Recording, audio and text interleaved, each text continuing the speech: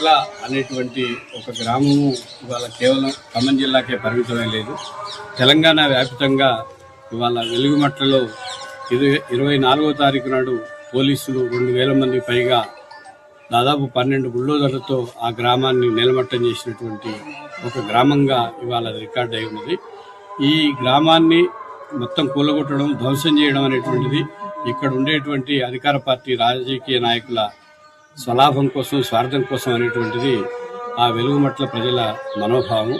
ఈ విషయాల మీద సిపిఎంఎల్ న్యూ డెమోక్రసీ తెలంగాణ రాష్ట్ర కమిటీ నుండి ఇవాళ ఒక ప్రతినిధి బృందం ఆ ప్రాంతాన్ని పరిశీలించి వాస్తవాలు ఏమిటనేటువంటి విషయాన్ని తెలుసుకోవడమే కాకుండా తక్షణం వెలుగుమట్లలో నేల కూల్చినటువంటి గ్రామాల్ని అక్కడే పక్కా ఇళ్ళు, డబుల్ బెడ్రూమ్ ఇళ్ళు ఉచితంగా నిర్మించి ఆ ప్రజలకు, పేదలకి, నిరుపేదలకు ఇవ్వాలని సిపిఎంఎల్ న్యూ డెమోక్రసీ డిమాండ్ చేస్తూ ఉంది.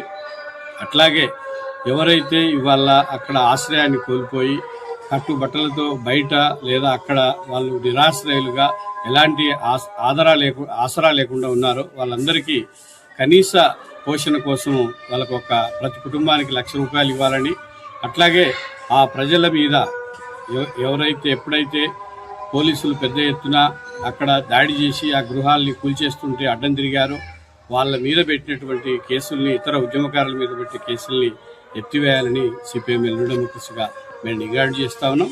ఇప్పటికైనా తెలంగాణ రాష్ట్ర ప్రభుత్వం పేదలకి కావలసినటువంటి గృహాల్ని ఉచితంగా ఇవ్వాలి.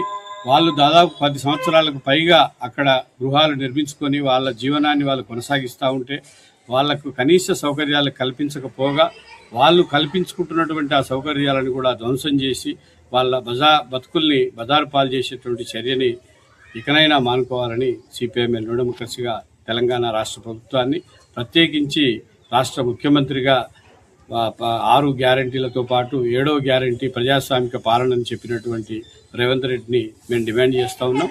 తక్షణం వెలుగుమట్లని పునరుద్ధరించాలా, పక్కా గృహాలు ఇవ్వాలా, వాళ్ళకి ₹1,00,000 నగదు సాయం చేయాలా, వాళ్ళ మీద పెట్టినటువంటి కేసుల్ని ఉపసంహరించాలి.